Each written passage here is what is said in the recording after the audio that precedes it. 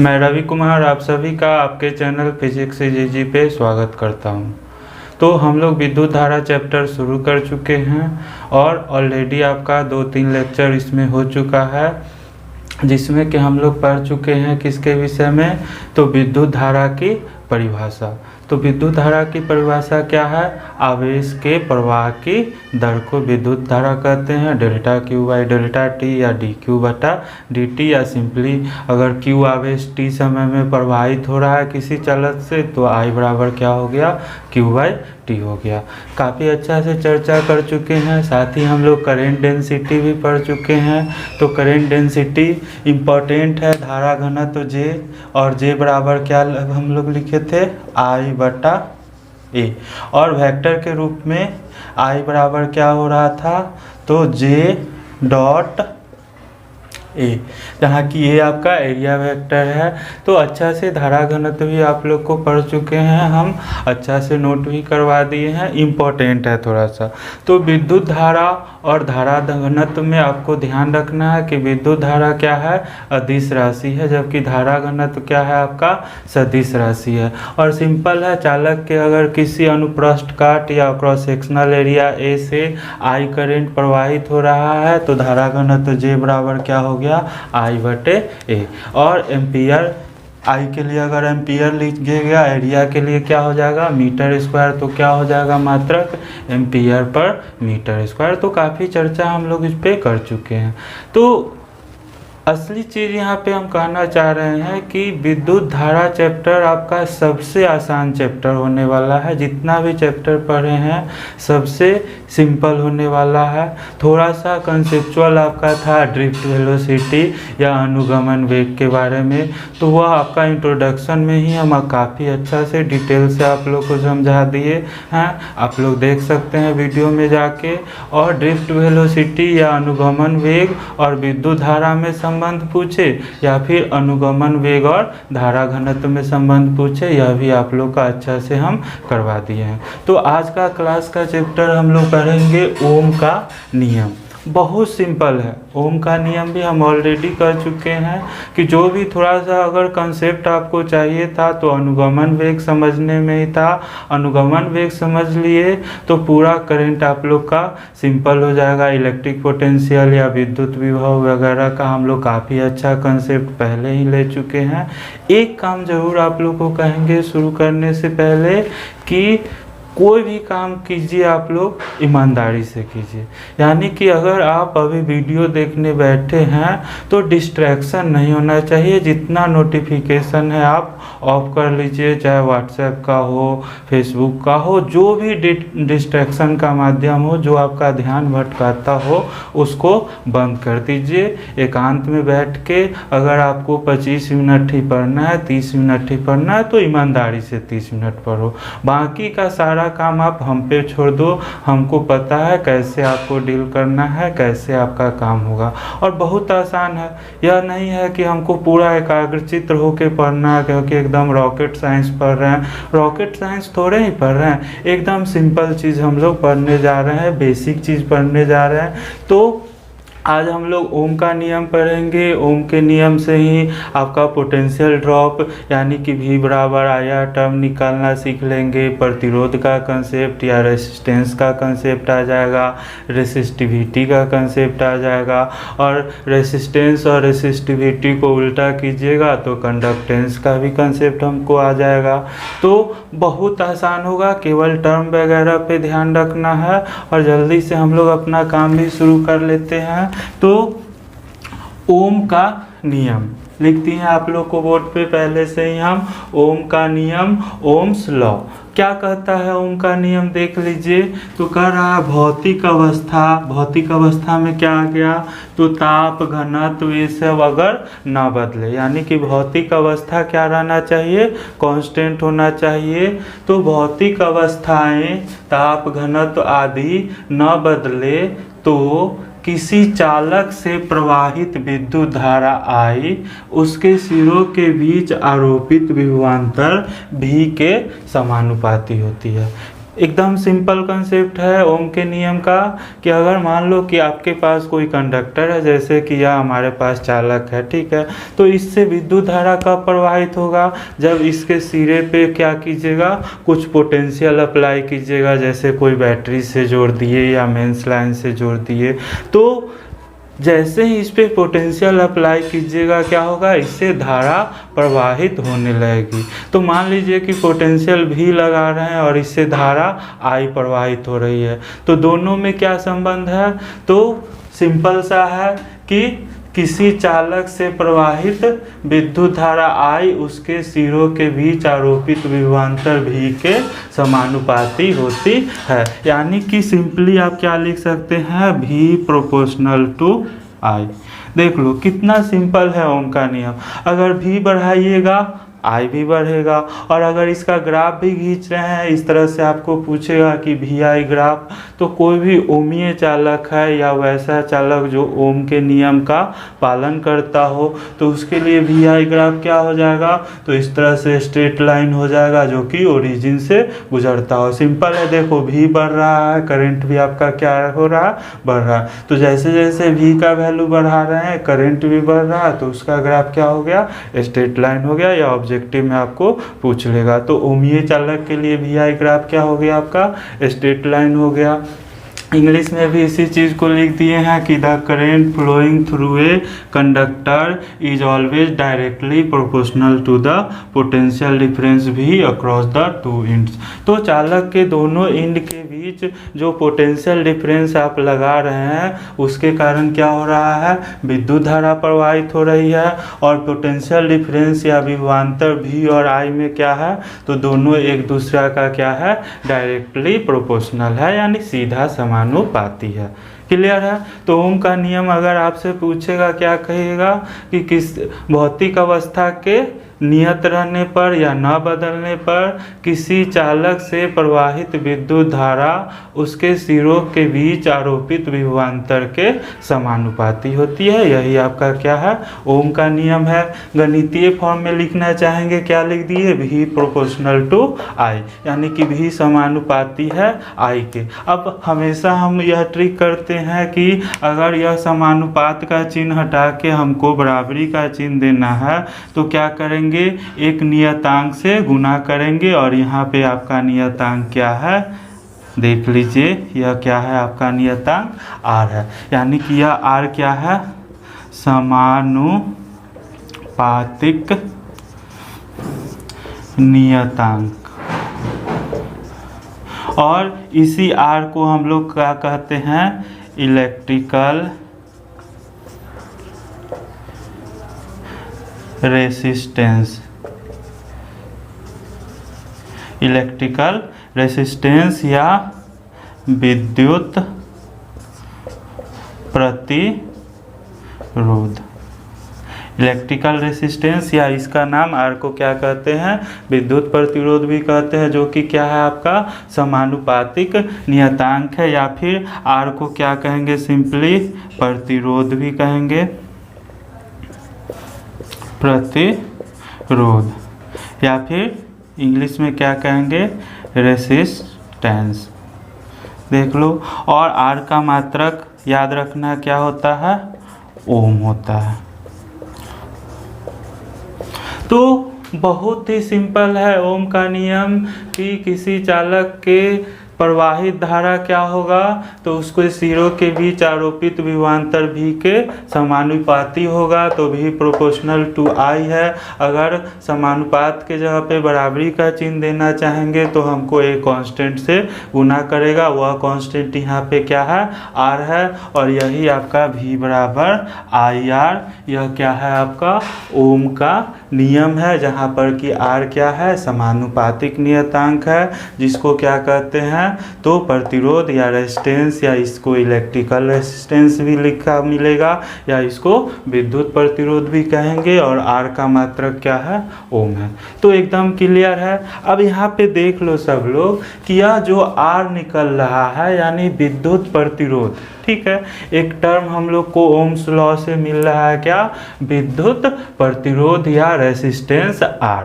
तो आर पे हम लोग काफ़ी डिटेल में चर्चा करेंगे। रेसिस्टेंस, रेसिस्टिविटी, कंडक्टेंस, कंडक्टिविटी, ये सब कंसेप्ट आपको आसानी से यहाँ से हम लोग को मिलेगा। दूसरा चीज़ आप लोग को हमेशा ध्यान रखना है कि यह कुंजी है, V बराबर IR आपको विद्युत धारा चैप्टर का या इलेक्ट्रिक करंट चैप्टर का कुंजी है। जैसे कैपेसिटर में क्या करते थे, Q बराबर CV, उसी तरह से यह भी मंत्र हमेशा याद रखना है, V बराबर क्या होगा, IR होगा। इस पे भी हम लोग काफ़ी चर्चा करेंगे। अभी जस्ट हम लोग कैपेसिटर में सीरीज पैरेलल वगैरह किए हैं। यहाँ पे भी आप लोग का जैसे प्रतिरोध है, मान लीजिए कि R1 रेजिस्टेंस है, R2 रेजिस्टेंस है, इस तरह से कोई बैटरी से जोड़ दिए। तो अब क्या होगा, मान लो बैटरी का विभवांतर भी है, भी क्या करेगा, विद्युत धारा I इस रेजिस्टेंस में भेजेगा। तो यह आपका श्रेणी क्रम समूहन हो जाएगा। उसी तरह से पैरेलल ग्रुपिंग का भी चर्चा करेंगे और देखिएगा कि बहुत आसान हो जाएगा आप लोग को। एकदम विद्युत धारा में कोई भी आप लोग को प्रॉब्लम हम नहीं आने देंगे। केवल शर्त यही है कि आप लोग सावधानी से जितना देर पढ़िए, कॉन्सनट्रेट होकर पढ़िए। तो यहाँ तक सब लोग नोट कर लीजिए अच्छा से, थोड़ा सा इसको नोट कर लीजिए। आगे और हम लोग प्रतिरोध के विषय में, विद्युत प्रतिरोध के विषय में और रेसिस्टिविटी के विषय में भी चर्चा करेंगे। तो थोड़ा सा अभी हम लोग समझ सकते हैं, याद कीजिए आप लोग कि अनुगमन वेग या ड्रिफ्ट वेलोसिटी जब हम लोग पढ़ रहे थे तो उसमें क्या पढ़े थे, थोड़ा सा रिकॉल कीजिए कि ड्रिफ्ट वेलोसिटी क्या था। तो जैसे कोई कंडक्टर था, उसके सिरों पर क्या कर रहे थे, कोई पोटेंशियल बैटरी जोड़ के या कोई अन्य माध्यम से इसको सिरों के बीच क्या कर रहे थे, पोटेंशियल डिफरेंस अप्लाई कर रहे थे। उसके कारण क्या हो रहा था, तो इसके अंदर इलेक्ट्रिक फील्ड जनरेट हो रहा था और वह इलेक्ट्रिक फील्ड क्या कर रहा था, तो इसके अंदर जो मुक्त इलेक्ट्रॉन है, कंडक्टर के अंदर काफ़ी संख्या में मुक्त इलेक्ट्रॉन है, उस पर विद्युत क्षेत्र क्या कर रहा था, बल लगा रहा था। अब बल लगाने से क्या हो रहा था कि इलेक्ट्रॉन त्वरित हो रहा था, लेकिन त्वरित हो रहा था तो ऐसा नहीं था कि इस छोर से इस छोर तक आसानी से वह एक्सेलरेट होते हुए चला जाए। रीज़न क्या था कि इसके अंदर का पूरा स्पेस क्या है, जालक से पैक है, सारा मॉलिक्यूल एक दूसरे में पैक है। तो इलेक्ट्रॉन क्या हो रहा था कि चलना शुरू करता था, टकरा जाता था, अपना एनर्जी चालक को दे देता था, फिर से चलना शुरू करता था, फिर टकरा जाता था। इसका मतलब क्या हो रहा था कि इलेक्ट्रॉन के प्रवाह में बाधा उत्पन्न हो रहा था। सिंपल सी बात है, इलेक्ट्रॉन तो एक्सेलरेट होना चाहता था, विद्युत क्षेत्र उस पर बल लगा ही रहा था, तो वह तो चाहता था कि वह त्वरित होए, आसानी से यहाँ तक त्वरित होते हुए पहुँच जाए। लेकिन चूंकि इसके अंदर स्पेस, फ्री स्पेस बहुत कम था, तो इलेक्ट्रॉन का क्या हो रहा था, आयन से, मॉलिक्यूल से, जालक से लगातार टक्कर हो रहा था, उसका एनर्जी लॉस हो रहा था। तो वह टक्कर एक्चुअल में क्या उसको कहेंगे, बाधा कहेंगे। तो रेजिस्टेंस हिंदी इसका क्या है, प्रतिरोध, मतलब क्या हुआ, बाधा। यानी कि आवेश के प्रवाह में जो बाधा उत्पन्न हो रहा था, वही गुण को हम लोग क्या कहते हैं, तो किसी चालक का प्रतिरोध कहते हैं। एकदम क्लियर है, यानी कि आवेश के प्रवाह में जो बाधा उत्पन्न हो रहा है।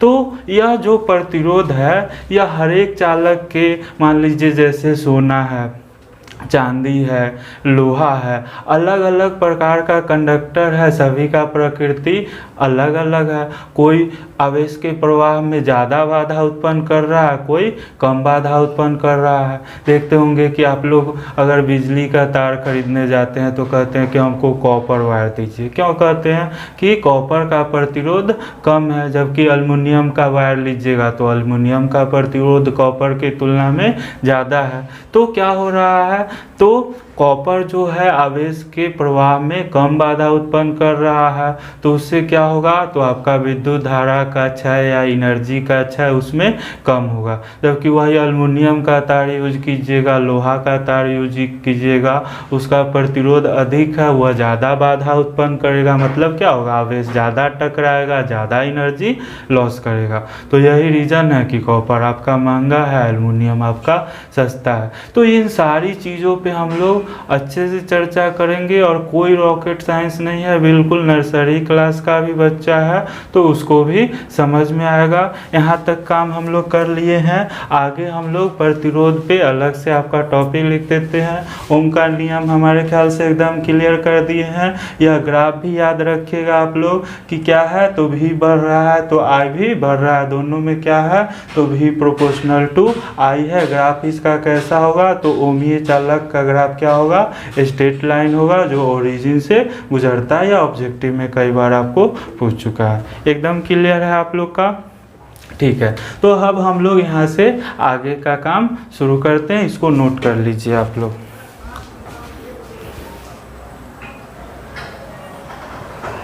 तो आगे हम लोग देख लेते हैं रेसिस्टेंस ऑफ ए कंडक्टर, चालक का प्रतिरोध। सारा टर्म को हम एक एक करके एकदम क्लियर कर देते हैं।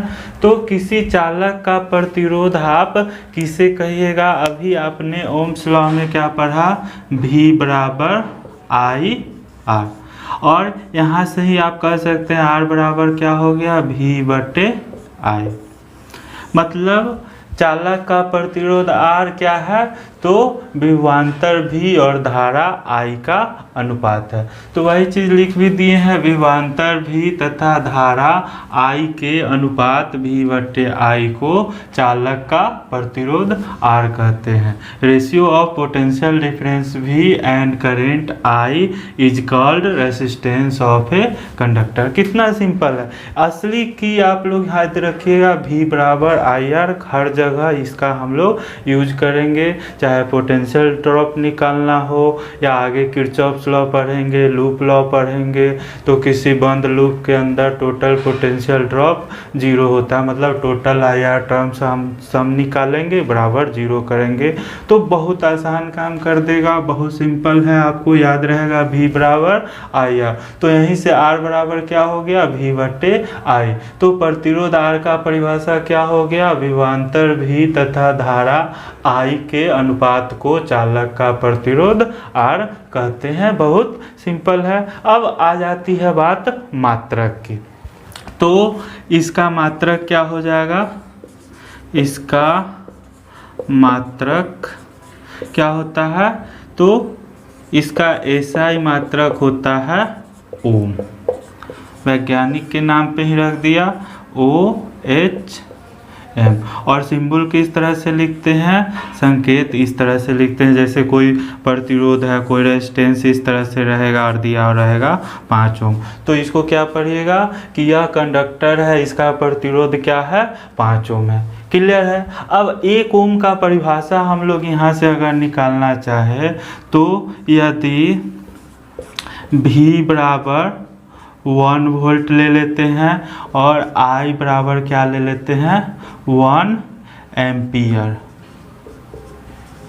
या इसको सिंपली A लिख दीजिएगा। तो अगर V भी 1 ले लीजिएगा, I भी 1 हो जाएगा, तो R बराबर भी क्या हो जाएगा 1 ओम। अर्थात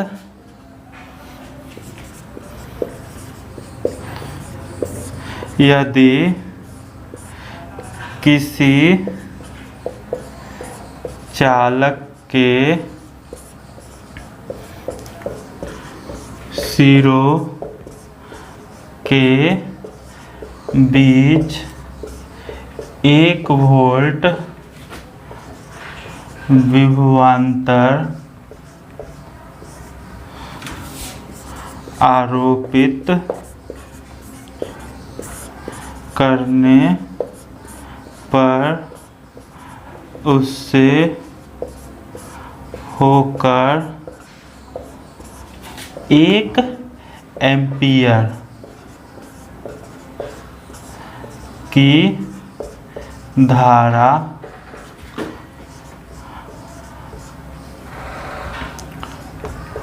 प्रवाहित हो तो चालक का प्रतिरोध कितना हो जाएगा 1 ओम होगा। बहुत सिंपल है, देख लीजिए।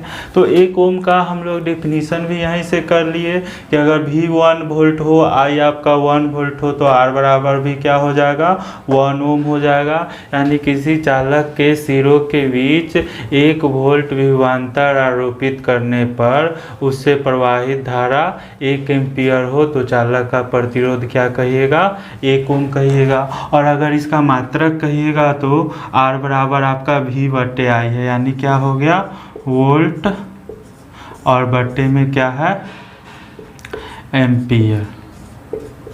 तो इसका मात्रा क्या हो जाएगा, तो वोल्ट पर एम्पीयर, या इसी को क्या लिख दीजिएगा, वोल्ट और एम्पीयर इनवर्स। बहुत आसान है। तो विद्युत प्रतिरोध का मात्रक ओम होता है और ओम किसके बराबर होगा, तो वोल्ट पर एम्पीयर के बराबर होगा। 1 ओम प्रतिरोध का आपको परिभाषा भी करना है तो आसानी से कर लीजिएगा कि किसी चालक के सिरों के बीच 1 वोल्ट विभवांतर आरोपित करने पर उससे प्रवाहित धारा 1 एम्पीयर हो तो चालक का प्रतिरोध 1 ओम कहेंगे। और चर्चा हम लोग कर ही चुके हैं कि प्रतिरोध या रेजिस्टेंस नाम से ही आपको क्लियर है कि क्या हो रहा है, तो यह आवेश के प्रवाह में बाधा, उसी का माप आपका क्या है, चालक का प्रतिरोध है। तो यह अलग अलग चालक के आकार, आकृति, प्रकृति, उस पर यह निर्भर करता है। अलग अलग चालक का प्रतिरोध अलग अलग होता है। जैसे कॉपर है, सोना है, ये सब का प्रतिरोध कम है। एल्युमिनियम है तो उसके तुलना में इसका प्रतिरोध अधिक है। और कोई कुचालक है तो उसका प्रतिरोध बहुत ज़्यादा है, इनफाइनाइट कर सकते हैं उसका प्रतिरोध। तो ओम का नियम हम लोग पढ़ लिए, V बराबर IR, यानी किसी चालक के सिरों पर विभवांतर भी आरोपित करते हैं और उससे धारा I प्रवाहित होती है, तो दोनों में क्या संबंध होता है, तो V प्रोपोर्शनल टू I। और बराबरी का चिन्ह देने के लिए कांस्टेंट से गुना कर देते हैं R से, तो आपको मिल जाता है V बराबर IR, या R बराबर क्या हो गया, V/I। और इसी से हमको परिभाषा भी मिल गया प्रतिरोध का कि चालक के सिरों पे आरोपित विभवांतर V तथा प्रवाहित धारा I के अनुपात को चालक का प्रतिरोध कहते हैं। और प्रतिरोध वास्तव में क्या है, तो आवेश के प्रवाह में बाधा है, जो कि हर एक चालक के लिए अलग अलग होगा। आगे आप लोग पढ़िएगा ओम्स लॉ, जब भी पूछेगा तो साथ में आपका ओम्स लॉ का अपवाद भी पूछेगा, क्योंकि ओम्स लॉ का पालन या ओम के नियम का पालन सभी चालक नहीं करते हैं। आगे हम लोग पढ़ेंगे जैसे सेमीकंडक्टर वगैरह में, तो सेमीकंडक्टर अर्धचालक के लिए आप V बराबर IR नहीं लिख पाइएगा, तो उसका वहाँ पे चर्चा करेंगे।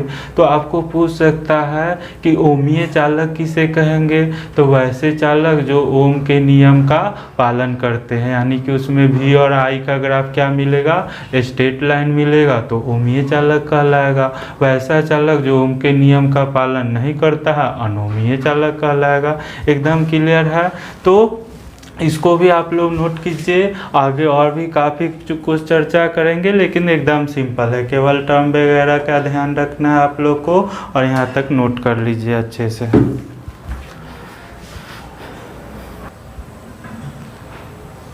अब हम लोग थोड़ा सा चर्चा कर लेते हैं विद्युत प्रतिरोध का मूल मात्रक एवं बीमा का। बहुत आसान है, लेकिन डायमेंशनल फार्मूला आप लोग को पूछ सकता है ऑब्जेक्टिव में भी, तो अगर याद उसको करना चाहिएगा तो थोड़ा सा मुश्किल है, लेकिन जिस तरह से बता रहे हैं अगर समझ लीजिएगा तो आसानी से आप लोग कभी भी इसका डायमेंशन निकाल सकते हैं। तो सब लोग आसानी से पढ़े कि V बराबर क्या होता है, IR, या तो ओम के नियम से आप लोग जानते ही हैं, या R बराबर क्या हो गया, देख लो, V/I।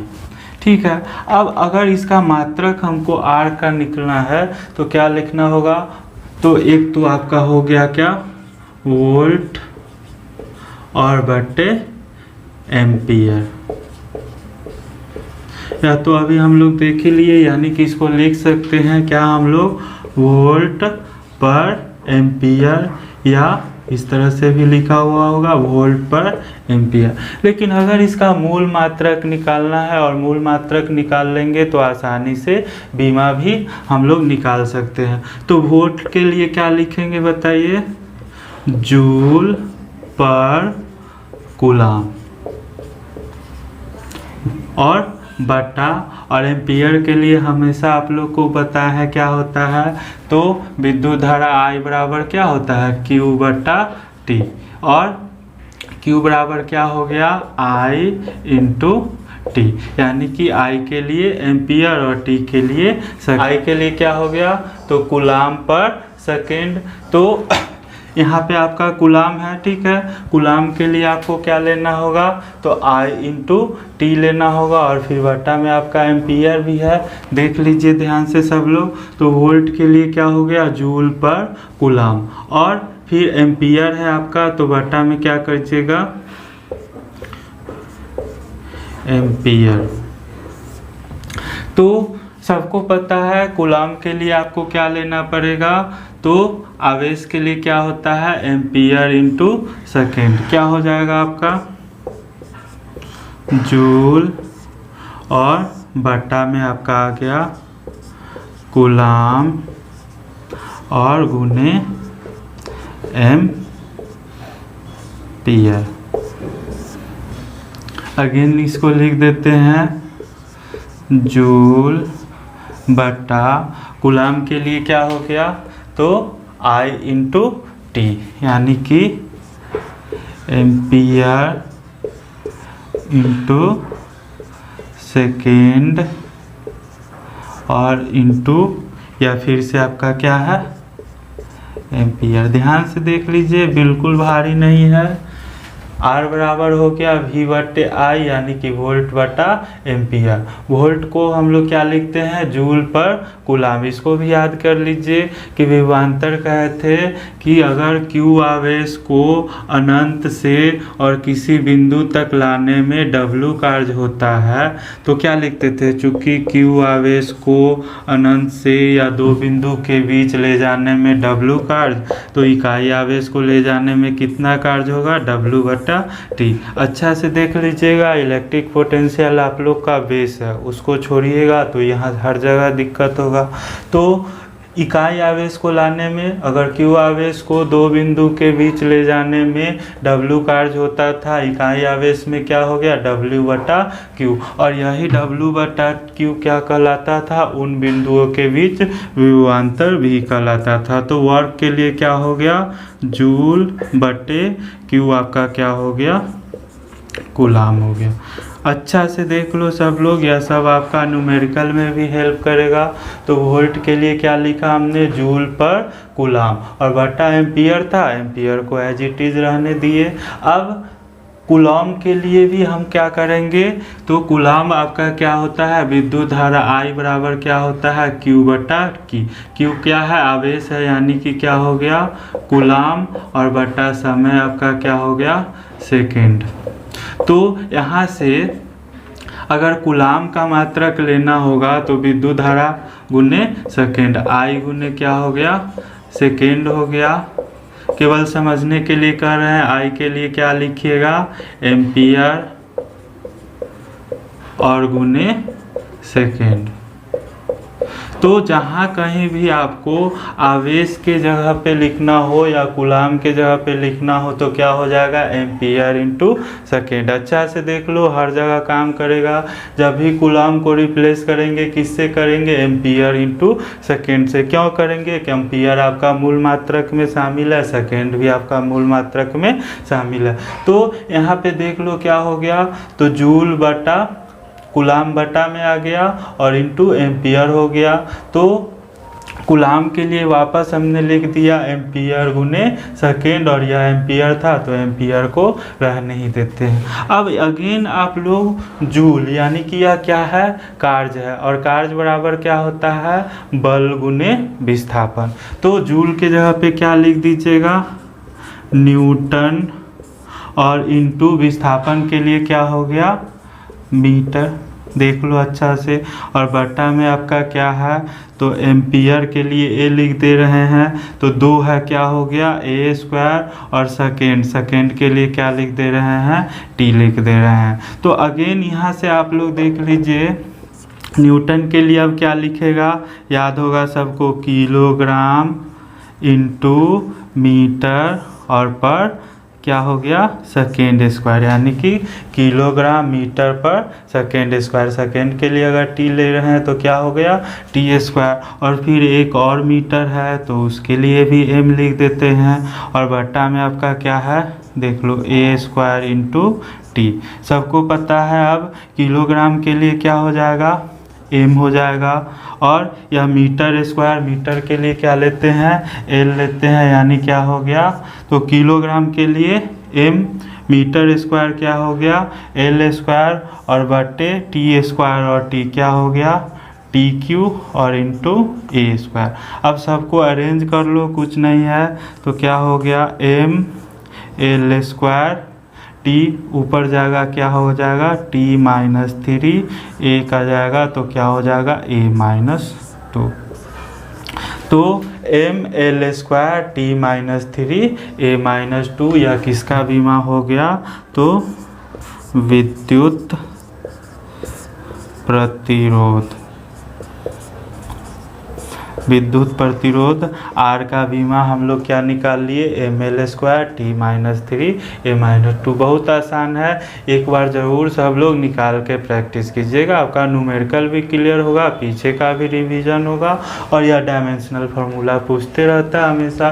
तो क्या किए, V बराबर आई आर से R बराबर क्या हो गया V बटे आई, वोल्ट बटा एम्पियर। तो एक तो सीधा वोल्ट पर एम्पियर हो गया। अब इसका भी मूल मात्रक निकालेंगे, वोल्ट के लिए क्या हो गया जूल पर कुलाम बटा एम्पियर था, रहने दिए, तो यह हो गया जूल, कुलाम नीचे आएगा तो कुलाम गुने एम्पियर। और कुलाम के लिए क्या हो गया एम्पियर इंटू सेकेंड, क्योंकि क्या होता है तो आई बराबर क्यू बटा टी, कुलाम बटे सेकेंड। तो कुलाम के लिए क्या हो गया, तो विद्युत धारा यानी एम्पियर गुने सेकेंड।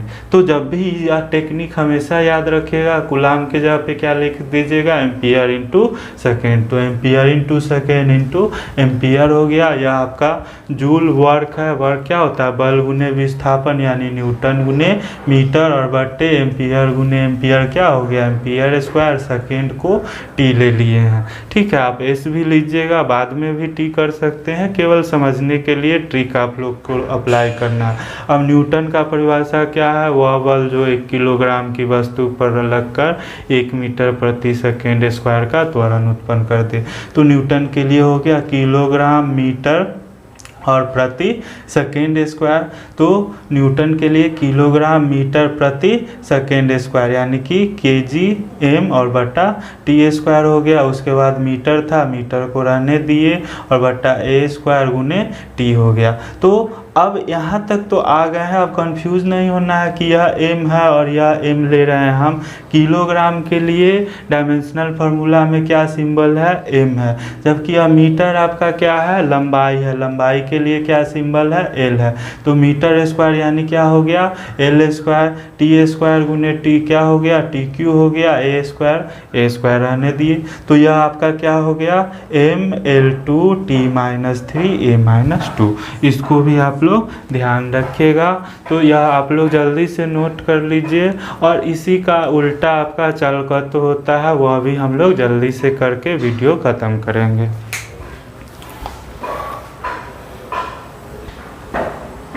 तो आगे हम लोग जल्दी से देख लेते हैं चालकत्व या कंडक्टेंस। और यहीं पे इसलिए कर दे रहे हैं कि चालकत्व क्या होता है, तो विद्युत प्रतिरोध के व्युत्क्रम या रेसिप्रोकल को क्या कहते हैं विद्युत चालकत्व कहते हैं। इसका सिंबल जी होता है। आप लोग को क्वेश्चन में 2 नंबर में पूछ सकता है, और यहीं पे जब प्रतिरोध आपको पता है तो चालकत्व भी आपको पता है। तो प्रतिरोध क्या है वास्तव में, तो मार्ग में आवेश के प्रवाह में बाधा है, जबकि चालकत्व चालकत्व क्या है, तो आवेश के प्रवाह में सुगमता है। एक ही चीज़ को दो तरह से आप कह सकते हैं, या तो बाधा के टर्म पे कह सकते हैं या फिर सुगमता के टर्म पे।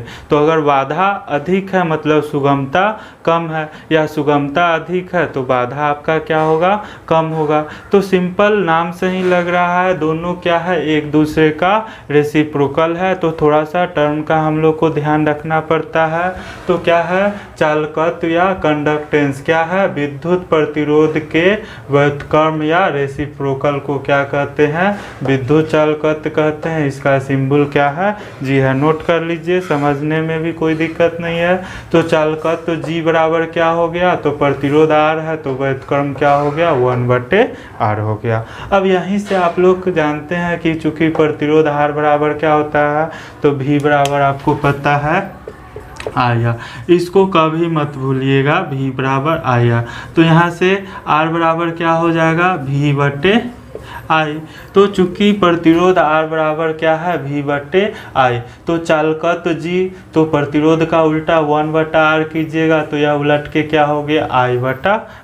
एकदम इजी है, क्लियर है। आप लोग को हमेशा में रेजिस्टेंस याद रखना है, ओम्स लॉ, v बराबर IR, R बराबर क्या हो गया, v/r।